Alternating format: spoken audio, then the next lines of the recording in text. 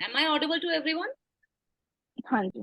Okay okay, चलिए शायद हम यहाँ पर थे कि काम क्रोध मद लोभ सब नाथ नरक के पंथ और सब नहीं नहीं नहीं, अच्छा कहाँ पर?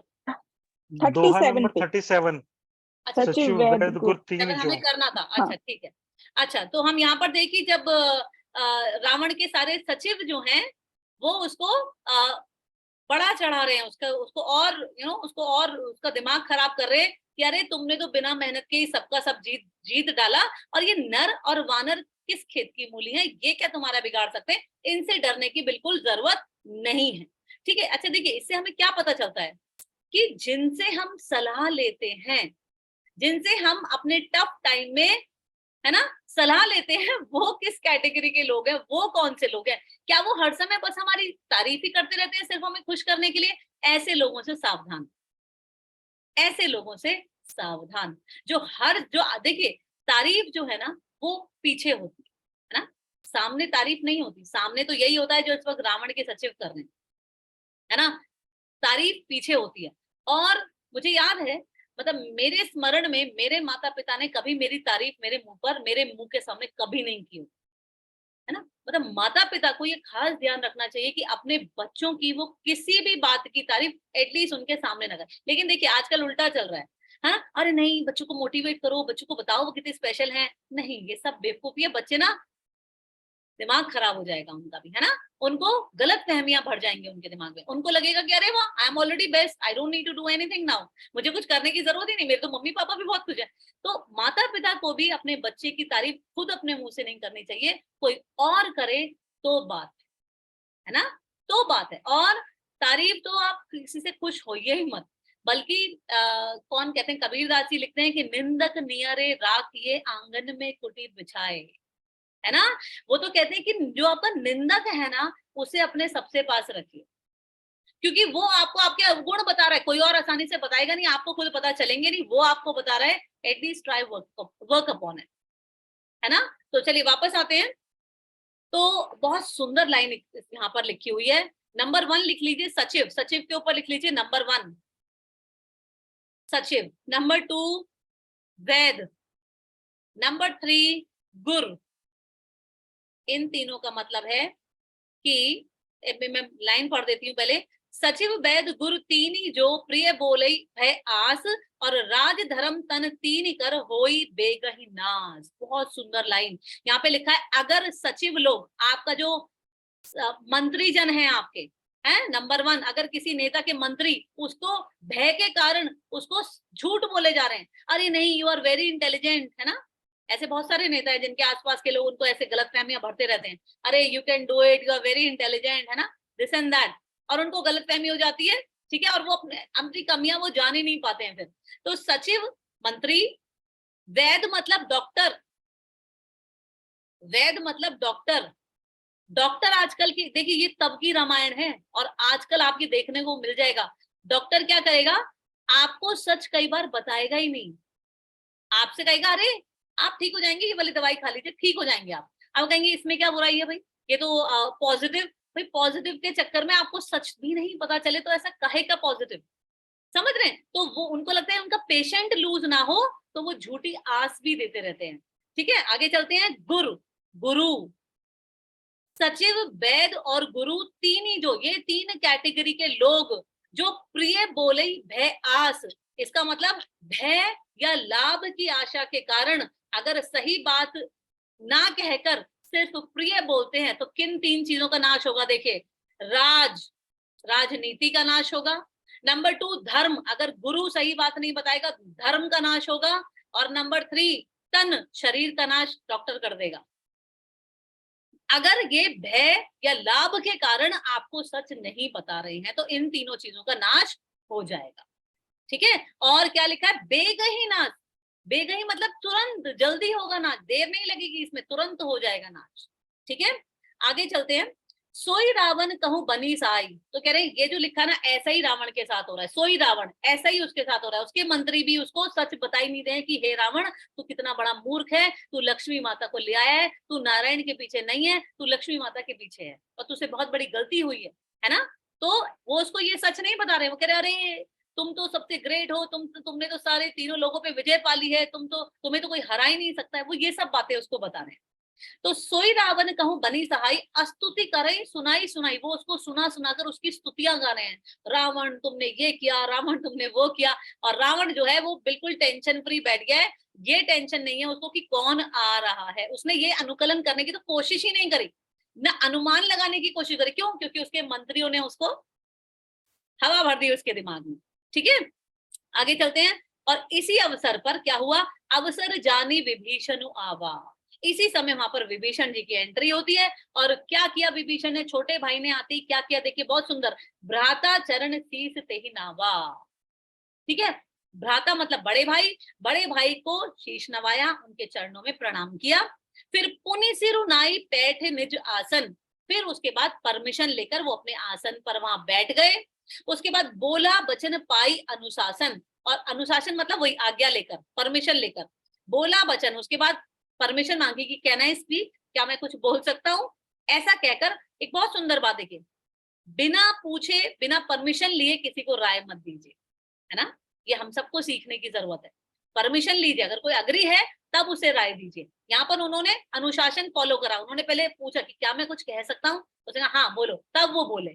ठीक है, आगे चलते हैं। जो कृपाल पूछई मैं बाता, कह रहे हे कृपालु रावण, हाँ अगर आप मेरी बात पूछना चाहते हैं, मुझसे कुछ पूछना चाहते तो मति अनुरूप कहूं हित ताता। अंडरलाइन, मति अनुरूप मतलब बुद्धि से, मैं अपनी बुद्धि से तुमको तुम्हारे हित की बात कहता हूं, तुम्हारी भलाई की बात कहता हूं। क्या कहता हूं, जो आपन चाहे कल्याणा, अगर आप अपना कल्याण चाहते हैं, सुजसु सुमति शुभ गति सुख नाना। अंडरलाइन कर लीजिए पहले और नंबर लिख लीजिए। सुजसु मतलब नंबर 1, और सुजसु मतलब सुयश। देखिए यश दो प्रकार का होता है, एक तो सुयश, और दूसरा जो नेगेटिव आप फेमस हो जाते हैं, है ना, वो भी यश है लेकिन आप नेगेटिवली हैं। लेकिन यहाँ पे कह रहे हैं सुयश, अच्छी चीजों के लिए फेमस होना। तो यहाँ पर हो गया सुजसु। नंबर 2 सुमति, सुमति मतलब सुबुद्धि। देखिए बुद्धि तो टेररिस्ट के पास भी बहुत होती है, लेकिन वो किस चीज में इस्तेमाल कर रहे हैं। कुबुद्धि का कोई फायदा नहीं है, हमें सुबुद्धि चाहिए। तो वो कह रहे हैं अब तुमको सुमति, अगर तुमको क्या चाहिए, अगर तुम्हें सुयश चाहिए, सुबुद्धि चाहिए और शुभ गति चाहिए। शुभ गति मतलब कि तुम जब मरो तो तुमको ऊपर की गति मिले, और है ना, शुभ गति चाहिए। और सुख नाना, अगर तुम्हें तरह तरह के सुख चाहिए तो नंबर 1 सुजसु, नंबर 2 सुमति, नंबर 3 शुभ गति, नंबर 4 सुख नाना। तो कह रहे हैं कि अगर तुमको ये सब की इच्छा है तो तुम क्या करो मेरे बड़े भाई, सो पर नारी लीलार गोसाई। वो कह रहे हैं कि जो पर नारी है, ये बहुत इंपॉर्टेंट मैसेज है जो दे रहे हैं विभीषण जी। कह रहे हैं जो पर नारी है, अपनी नारी के सिवा जो भी नारियां हैं, लीलार गोसाई, लीलार मतलब उनका ललाट, उनका मुख, क्या करो उनके मुख को, तजऊ चौथ के चंद की नाई, उनको चौथ का चंद्रमा जो होता है उस प्रकार, जैसे चौथ के चंद्रमा को वो कर देते हैं, तज देते हैं, देखते नहीं है उस दिन का चंद्रमा, इसी प्रकार तुम जो है ये वाला ऐसी नारियों का मुख त्याग दो, तुम पर नारी का मुख देखो ही मत। ये तुम्हारे भले की बात कह रहा हूं मैं तुम्हें। बहुत सुंदर बात। तो जो भी इन चक्करों में पड़ता है, अपनी नारी के सिवा किसी दूसरी की नारी के चक्कर में पड़ता है, तो उसको इनके ऑपोजिट चीजें मिलेंगी। क्या क्या ऑपोजिट, उसको एक तो सुयश नहीं मिलेगा, बैडली फेमस होगा। नंबर 2 उसके अंदर कुबुद्धि है, सुमति नहीं है। नंबर 3 उसको ना तो शुभ गति मिलने वाली है किसी भी कंडीशन में। नंबर 4 सुख तो बहुत दूर की बात है, टेम्पररी उसको लगेगा, लेकिन बहुत दुख जीवन में आएंगे ऐसी हरकतें करने से। विभीषण जी भी यही सलाह दे रहे हैं अपने बड़े भाई को। वो कह रहे हैं कि तुम ऐसे तज दो इसको कि जैसे चौथ का चंद्रमा तजते हैं। अब अंडरलाइन चौथ, ये तजाऊ चौथी के चंद की नाई, इसके पीछे एक बहुत सुंदर ना स्टोरी है। ठीक है, तो वो स्टोरी मैं आपको भेज दूंगी, लेकिन आप ये लिखिए कि कौन से महीने का चौथ का चंद्रमा हम नहीं देखते हैं। आप में से कईयों के दिमाग में मुझे पता है क्या आ रहा होगा, आपको लग रहा होगा अरे हम तो करवा चौथ को चंद्रमा ही देखकर व्रत खोलते हैं अपना। तो ये उस महीने के चंद्रमा की बात नहीं हो रही है, लिख लीजिए भाद्रपद की शुक्ल पक्ष की चतुर्थी। भाद्रपद, भाद्रपद महीने का नाम है, लिख लीजिए भाद्रपद के शुक्ल पक्ष, दो पक्ष होते हैं ना, कृष्ण पक्ष और शुक्ल पक्ष, ठीक है। शुक्ल पक्ष की चतुर्थी, चौथा दिन, इस दिन का चंद्रमा अगर किसी ने देख लिया तो हमारे वेदों में लिखा है उसके ऊपर झूठे आरोप लग जाते हैं, वो झूठी बातों में फंस जाता है। इसके पीछे एक बहुत कहानी है, वो कहानी मैं आज ग्रुप में आपको भेज दूंगी, ठीक है। तो हमारे यहाँ लिखा हुआ है कि मतलब अगर तुम क्या कैसे तज दो पराई स्त्रियों के मुख को, जैसे चौथ का चंद्रमा तज देते हैं, देखते नहीं है ना, ऐसी तुम भी मत देखो किसी नारी की तरफ, ठीक है। ऐसा विभीषण जी अपने भाई को समझा रहे हैं। आगे चलते हैं। 14 भुवन एक पति होई, मैंने आपको एक डायग्राम भेजा था जिसमें धरती के ऊपर के लोग और नीचे के लोग दिए हुए थे, टोटल होते हैं 14 लोग, ठीक है। तो विभीषण जी क्या कह रहे हैं, 14 भुवन एक पति हुई, अगर 14 लोगों का स्वामी भी क्यों ना बन जाए, इतना पावरफुल भी कोई क्यों ना हो जाए, भूत द्रोह तिष्ठई नहीं सोई, अंडरलाइन भूत द्रोह, ये भूत का मतलब यहाँ पर है जीवों से वैर, अगर वो किसी जीव से वैर करता है तो क्या, तिष्ठई नहीं सोई, लिख लीजिए शीघ्र नष्ट हो जाता है, वो व्यक्ति शीघ्र नष्ट हो जाता है, किसी से बैर नहीं करना चाहिए। तो आप कहेंगे लो भैया जो हमारे साथ बुरा कर रहे हैं उनका क्या, उनका क्या, क्या करें, उनका बैर ना करें उनसे। तो देखिए मैंने आपको बताया था कि आपके जीवन में आपको जो भी रिश्तेदार है ना, जो भी आपके संबंधी हैं, वो सब हमको हमारे कर्मानुसार मिले। आप बैर भी करेंगे ना, एक तो आप अपना पतन करेंगे, नंबर 1, नंबर 2 ये चक्र फिर से चलता रहेगा। मैंने आपसे कहा था अभी आपके साथ कोई बुरा कर रहा है, आपके मन में वैर भर गया, अब भगवान आपको उस वैर निकालने का मौका देते हैं, फिर से जन्म होगा, अब की बार आप उससे बदला लेंगे, अब उसके मन में वैर हो गया, फिर ये चक्र ऐसे ही चलता रहेगा। तो हमें क्या करना है, आपका अगर आपको ये चक्र तोड़ना है, हमको सबसे पहले बैर करना बंद कर, क्या करना है, इसी वक्त आप एक काम करिए, बहुत सुंदर आपको एक एक्टिविटी करा रही हूँ, सब लोग आंख बंद कर लीजिए, सब लोग आंख बंद कर लीजिए। आज आपका कल्याण हो जाएगा इस बात से, दूसरा क्या कर रहा है उससे हमें लेना देना नहीं, आपकी मैं हेल्प करने जा रही हूँ एक बहुत बड़ी। सभी लोग आंख बंद कर लीजिए, आंख बंद कर कर उस व्यक्ति के बारे में सोचिए जिससे आपको, जो आपको पसंद नहीं है, जिसका चेहरा देखकर आपका मूड ऑफ हो जाता है। मोनिका जी पति क्या याद दिला रहे हैं आपको, हैं क्या याद दिला रहे हैं, अच्छा उसका चेहरा देखो, वो हाँ। कह रहे मेरी तरफ देखो। तो आप आंख बंद रखिए, सॉरी टू डिस्टर्ब, सॉरी, आंख बंद करिए, उस व्यक्ति का चेहरा अपने सामने लाइए जो आपको पसंद नहीं है, जो आपको आए दिन हर्ट करता रहता है, जो आपके ऊपर कभी कभी झूठे लांछन भी लगा देता है, जो बहुत तरकीबें इस्तेमाल करता है आपको नीचा दिखाने की, उस व्यक्ति का चेहरा याद करिए और उसको बोलिए मन में, जाओ आज मैंने तुम्हें हर बात के लिए क्षमा किया, आज तक की गलतियों के लिए मैंने तुम्हें क्षमा किया, क्षमा किया, क्षमा किया, आज से मुझे तुमसे बैर नहीं है, आज से मुझे तुमसे बैर नहीं है, तुम अगर कुछ भी गलत काम करोगे उसका भुगतान तुम खुद करोगे, लेकिन मैंने आज तुमको माफ कर दिया।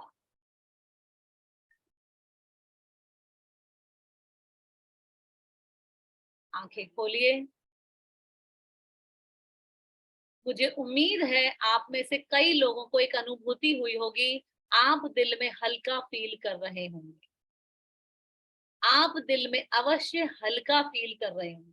आज आपने अपने ऊपर ये एहसान किया है, उसको क्षमा कर कर, उसको माफ कर कर, है ना, वो अपनी गलतियां जो भी कर रहा है उसको वो भुगतेगा, है ना, हम सबको अपनी गलतियां भुगतनी है, लेकिन हम क्यों ये बोझ कैरी करें, है ना, हम माफ कर देते हैं। आप अभी विभीषण जी का बिहेवियर देखेंगे कि उनके साथ क्या होने वाला है और वो कैसे एक्ट कर रहे हैं, जरा देखते हैं, आगे चलते हैं, ठीक है। तो क्या कह रहे हैं, 14 भुवन एक पति होई, एक ही बंदे ने पूरे 14 भवन को क्यों ना जीत लिया हो, लेकिन भूत द्रोह तिष्ठई नहीं सोई, अगर उसने एक भी जीव से बैर किया ना तो वो शीघ्र नष्ट हो जाएगा वो व्यक्ति। ठीक है, आगे चलते हैं। गुण सागर नागर नर जोऊ, अंडरलाइन गुण सागर, इसका मतलब जो मनुष्य गुणों का भंडार और बुद्धिमान हो। गुण सागर नागर नर जोऊ, जो मनुष्य गुणों का भंडार और बुद्धिमान हो। क्या लिखा हुआ है? अलप लोभ, छोटा सा लोभ भी, आप कितने इंटेलिजेंट क्यों ना हो, आप कितने फाइनेंशियली स्ट्रांग क्यों ना हो, आप कितने शांति प्रिय क्यों ना हो, लेकिन क्या लिखा है? अल्प लोभ। अगर आपके अंदर रत्ती भर भी लालच है, अगर आपके अंदर रत्ती भर भी किसी से कंपटीशन है, उसने ऐसा किया मैं भी ऐसे करूं, जरा भर भी लोभ है, अच्छा वो मेरे घर आए हैं, क्या लेकर आए हैं? लोभ। ठीक है, अगर आपके अंदर ये जरा सा भी है तो क्या लिखा है? अल्प लोभ बल कहू न को। इसका मतलब लिख लीजिए, छोटा सा भी लालच क्यों ना हो, कोई भला नहीं कहता, उस व्यक्ति को कोई भला नहीं कहता। जो मनुष्य गुणों का भंडार ही क्यों ना हो, अति बुद्धिमान भी क्यों ना हो, लेकिन अगर उसके अंदर छोटा सा भी लोभ है तो उसे कोई भला नहीं कहता। ऐसा विभीषण जी बता रहे हैं रावण को। ठीक है, और बहुत सुंदर बात, बहुत फेमस ये दोहा है। कह रहे हैं काम क्रोध मद लोभ सब नाथ नरक के पंत। नंबर डाल लीजिए, नंबर 1 काम, नंबर 2 क्रोध, नंबर 3 मद, नंबर 4 लोभ। काम क्रोध मद लोभ सब हे नाथ, ये सब नरक के पंथ हैं, नरक के रास्ते हैं। जैसे ही आपके अंदर इनमें से कोई भी आया, समझ लो आप नरक के रास्ते की ओर चलने लगे।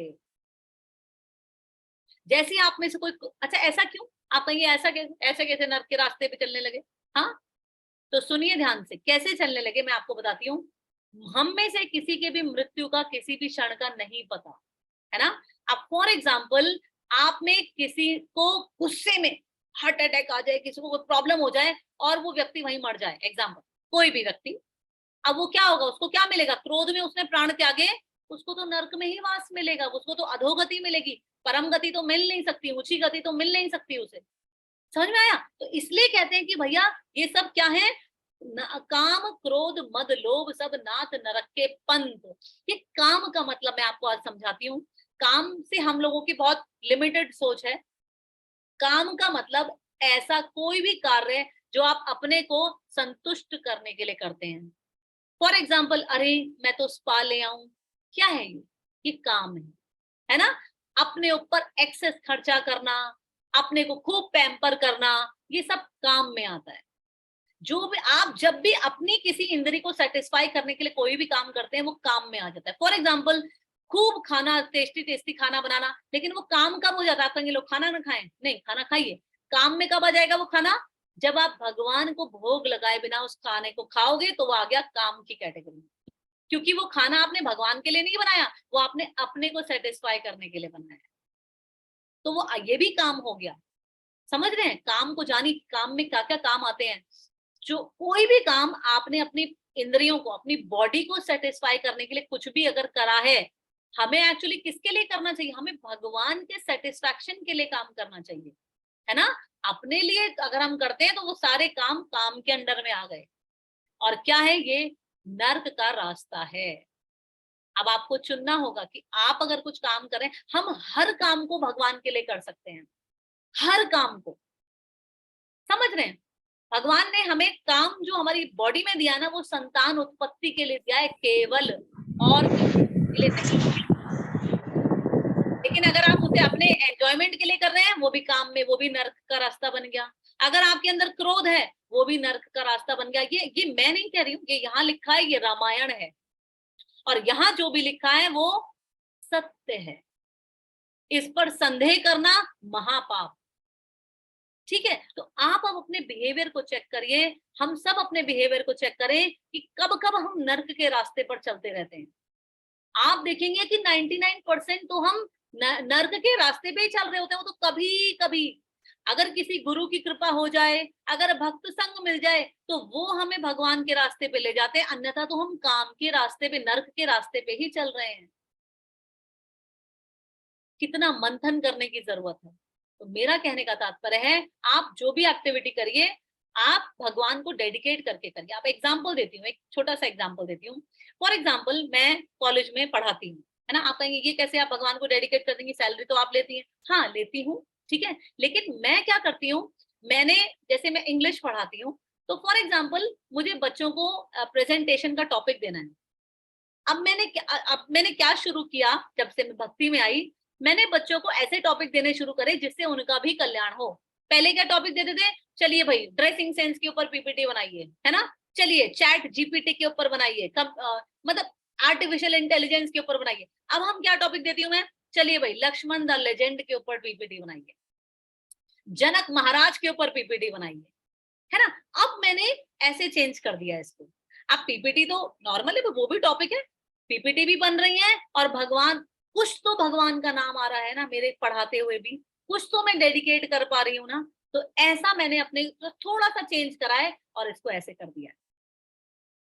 भगवान ने मुझे जो सबसे बड़ी स्किल दी है मेरे जीवन की, कम्युनिकेशन स्किल, वो मैंने भगवान की सेवा में लगा, समझ रहे, वो मैंने भगवत प्रचार में लगा। तो मैं कहने का तात्पर्य, हमें जो भी मिला है ना, आप उसे भगवान की सेवा में लगा दीजिए। आपके अगर कोई बच्चे हैं तो आप बच्चों को भगवान की सेवा में लगाइए, बच्चों को सिखाइए, तुम्हें सुबह उठ के ये करना है, ये करना है, और ये करना है, और करना ही करना है। आज जो आप बीज उनके अंदर बो देंगे, वही बड़ा होके पौधा बन जाएगा, वही बड़ा होके पेड़ बन जाएगा। अगर आज आप बीज नहीं बोया आपने, तो देखिए वो झाड़ बनेगा, जिसको कोई भी हवा उड़ा के ले जाएगी। अगर आपने धर्म से नहीं जोड़ा बालकों को, तो वो अधर्म से अवश्य जुड़ेंगे। आजकल तो ट्रेंड चल रहा है, माता पिता साथ में बैठ के ड्रिंक करने लगे हैं बच्चों के, है ना। आजकल तो ऐसे ऐसे ट्रेंड भी चल रहे हैं, आओ बेटा बाहर क्या पियोगे, आओ हम ही पीते हैं तुम्हारे साथ। इसे ही कहते हैं कलयुग। माता पिता का बच्चों के सामने ड्रिंक करना, कलयुग, घोर कलयुग, है ना। माताओं का, है ना। आप जो करेंगे ना, बच्चों कभी भी सिखाने से नहीं सीखते हैं, बच्चे सिर्फ ऑब्जर्व करने से सीखते हैं। जो भी आप दिन भर में आपकी दिनचर्या है ना, बच्चे आपको ऑब्जर्व करे जा रहे हैं, बस वो देखे जा रहे हैं, देखे जा रहे हैं, देखे जा रहे हैं। तो हमें आत्म मंथन करने की जरूरत है कि हम अपना आचरण सही करें, ठीक है। आगे चलते हैं। तो क्या कहा है कि काम क्रोध मद लोभ सब नाथ न रखे पंथ, और सब परिहरि रघुबीर ही भजो भजई जे संत। दूसरी लाइन बहुत सुंदर है, क्या कह रहे हैं, सब परिहरि, हे मेरे बड़े भाई, इन सब का त्याग कर दो। किन सब का, काम क्रोध मद लोभ, इन सब का त्याग कर दो, सब परिहरि, और क्या करो, रघुबरई भजऊ, रघुवीर का भजन करो। क्यों, क्योंकि उनका भजन भजई जय संत, जिनका संत जन भी भजन करते हैं, तुम भी उनका भजन करो मेरे बड़े भाई, तुम इस पाप से बच जाओ। बहुत सुंदर।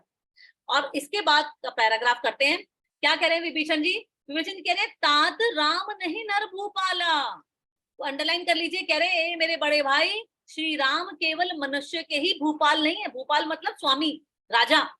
वो केवल मनुष्यों के ही स्वामी नहीं है, जो राजा बने हुए मनुष्यों के ही नहीं है, भुवनेश्वर कालहू कर काला, वो समस्त लोकों के, भुवनेश्वर मतलब 14 लोक प्लस जितने भी ब्रह्मांड है, समस्त लोकों के स्वामी हैं। और क्या लिखा है, कालहू हर काला, इवन काल के भी काल हैं।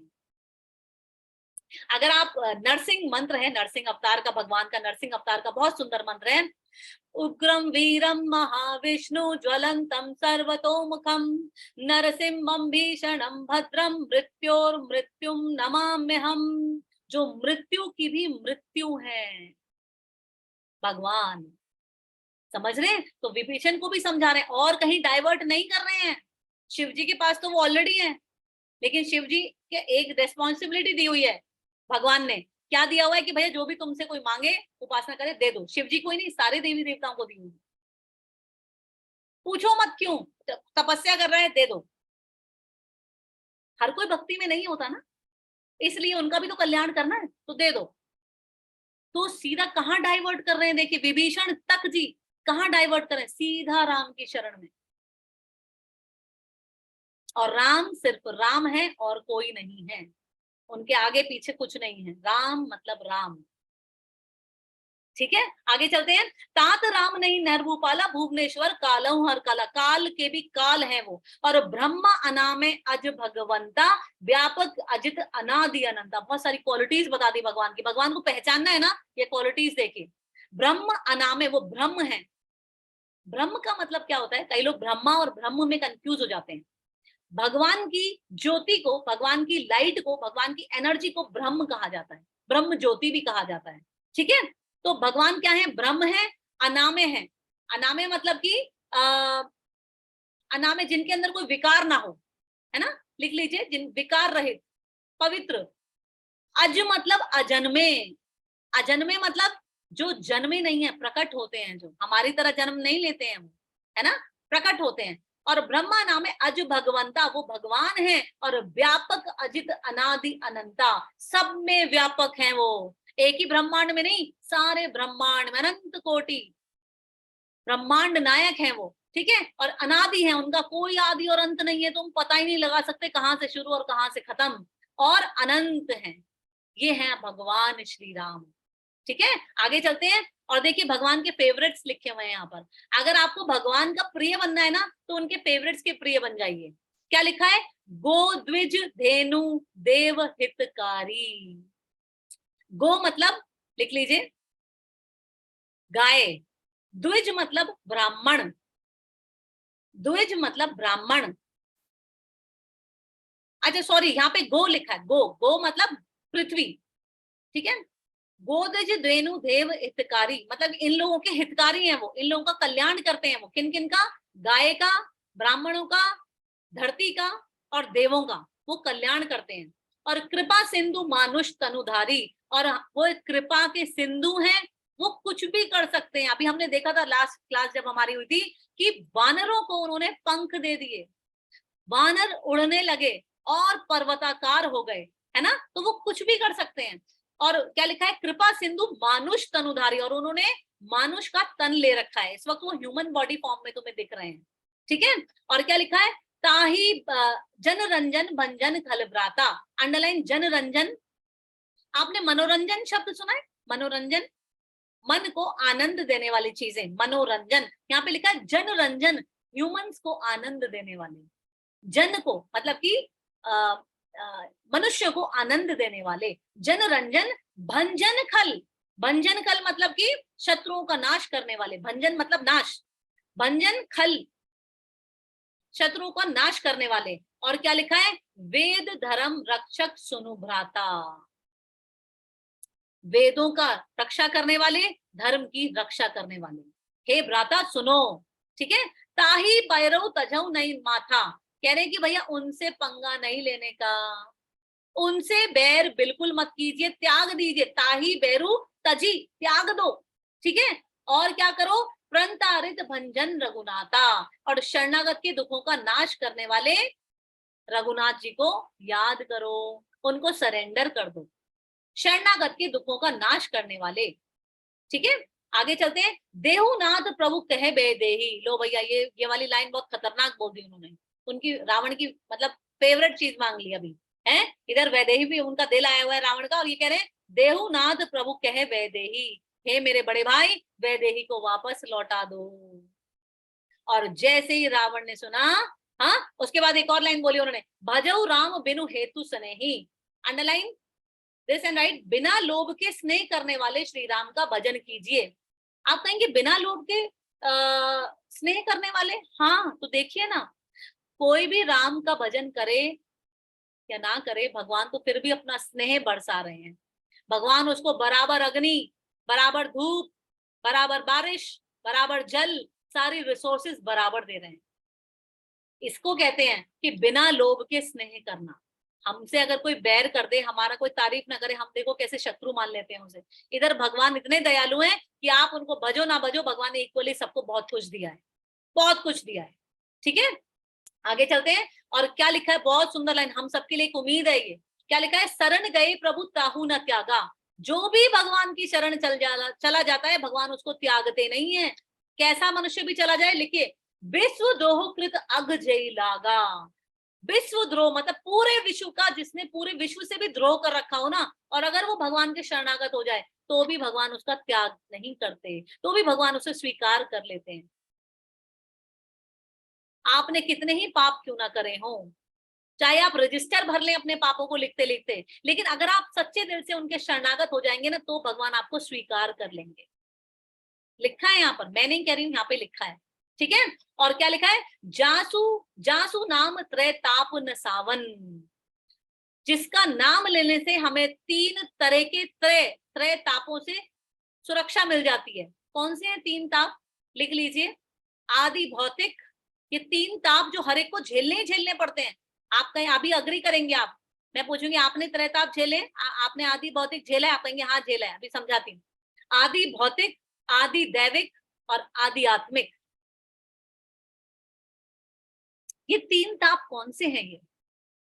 ये 3 ताप हम सबको झेलने झेलने पड़ते हैं, लेकिन यहाँ पे लिखा है अगर आप राम का नाम लेंगे तो ये 3 ताप आपको दुखी नहीं कर पाएंगे। ये परमानेंट है कि सबको झेलने, और आपको ही नहीं सारे जीवों को ये झेलने ही झेलने हैं, ठीक है। लेकिन अगर आप राम का नाम लेंगे, राम के शरणागति हो जाएंगे, तो ये 3 ताप भी आपका कुछ नहीं बिगाड़ पाएंगे। नंदिनी तुम समझाओ बेटा, तुम्हें मालूम है आदि भौतिक, आदि दैविक और आदि आत्मिक? हाँ समझाओ बेटा, क्या होते हैं ये 3 ताप? जी, आदि भौतिक मतलब जो भी नेचुरल कैलामिटीज होती हैं वो होती हैं आदि भौतिक के अंदर आती है, जैसे बाढ़, सूखा पड़ना, ये सब आदि भौतिक के अंदर। आदि नंदिनी, दैविक मतलब हाँ, आर यू श्योर? भौतिक नेचुरल कैलामिटीज।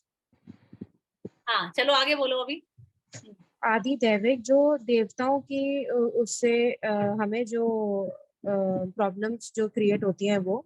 और हाँ आदि आत्मिक जो हमें देह, हमारी जो बॉडी के अंदर जो हमारी प्रॉब्लम्स होती हैं, आदि आत्मिक जो हमारी हमें ग्रॉस बॉडी की वजह से प्रॉब्लम्स होती है वो आदि आत्मिक। ठीक है। दीप्ति माता जी आप कुछ कहना चाहते हो? माता जी, आदि दैविक नेचुरल कैलामिटीज होती हैं, आदि आत्मिक जो होती है हमारे तन से होती हैं, और आदि भौतिक जो मटेरियल वर्ल्ड से हमें मिलती है। बिल्कुल, अब मैं समझाती हूँ उसे। नंदिनी तुम बेटा थोड़ा सा कंफ्यूज हो गए, है ना।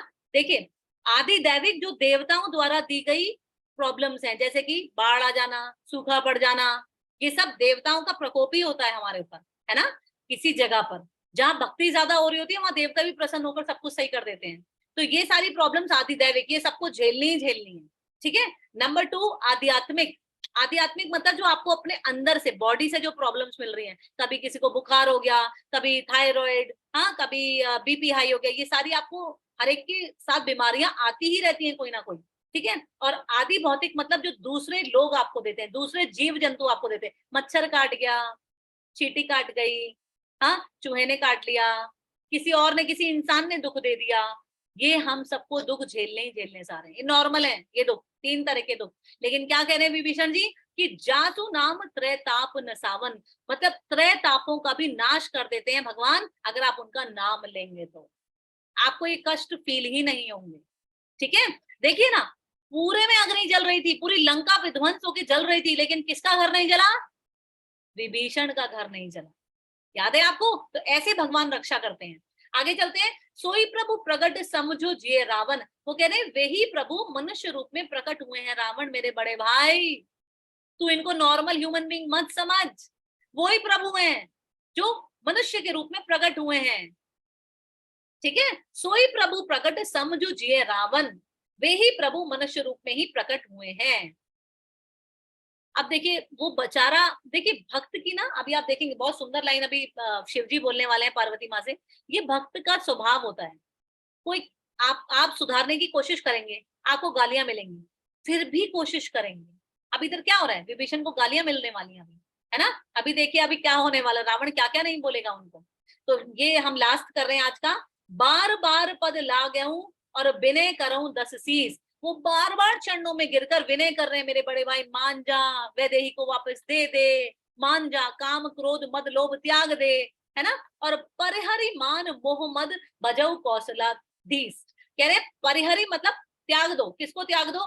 मान मोह मद, मान मतलब जो अभिमान घमंड, नंबर 2 मोह चीजों से अटैचमेंट, और मद मतलब अहंकार, इन सबको त्याग दो रावण, और क्या करो? भजऊ कौशलाधीश, राम का भजन करो। और बहुत सुंदर लाइन रावण, ये अंडरलाइन, मुनि पुलस्ती, ये मुनि पुलस्ती कौन है लिख लीजिए, रावण के दादाजी, रावण के दादाजी।